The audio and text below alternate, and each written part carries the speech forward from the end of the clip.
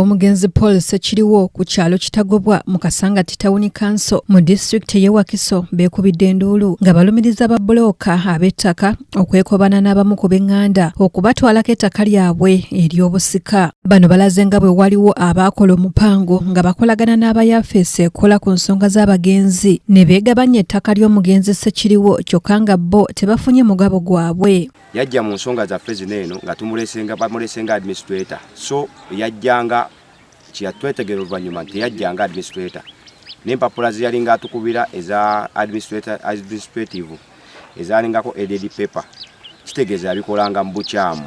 Bwe yajja ku ttaka lino kyeyasooka okukola kwe kwegabira ettaka eportion ya decimal 46 ye n'agitwala. Zizeemu okuyitibwa ku ttaka lya kitange Paulo Ssekiriwo nga nange nnoonya omugabo gwange mpulira bakwata baana mpulira wano Kasimu nti wano Kasimu yatwalawo simanyi wano wa administrator general nembuuza Kasimu yafuna aba administrator general yafuna ffe twafunawa ng'abaana ebyaffe biriwa. Ng'omusika yasaba n'ogenda wa administrator ng'era agamba bano abaali batututteyo kwali Nansubuga Nakiyaga Musoke n'abalala abaali batututte nga batuvunaana okuba ku kyapa mu bukyamu n'abagamba nga polisi bwe bagamba era mugende wa administrator nabo kye baakola. Bamulekwa nga bakulembeddwamu Nsubuga James bagamba nti waliwo abatandise n'okuzimba ku ttaka lyabwe ng'era buli agezaako okulinnyayo bamukwata ne bamusiba.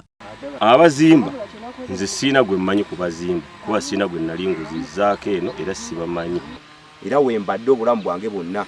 Ettaka lino ndimanyi obuvo n'obudde yonna gye lyaliisa kuva ku mukadde waffe yonna gye lyaliisa naye kati sikkirizibwa nawadde okusala okugenda wali ku muti guli. Bano basinzidde wano ne basaba minisita ow'eby'ettaka n'abantu abalala bonna abakwatibwako ensonga eno okuvaayo babayambe. Wano wonna waaliwo emmere yasaanyizibwawo tetwafuna kutegeera lwaki yasaanyizibwawo. Tulaba bulabi buli ekigenda mu maaso tetukitegeera kiki kyatuuka ku ttaka lya kitaffe. Awakaawo omusika agamba tojja kukyamawo ekijja tojja kukyamawo tojja kuziikawo.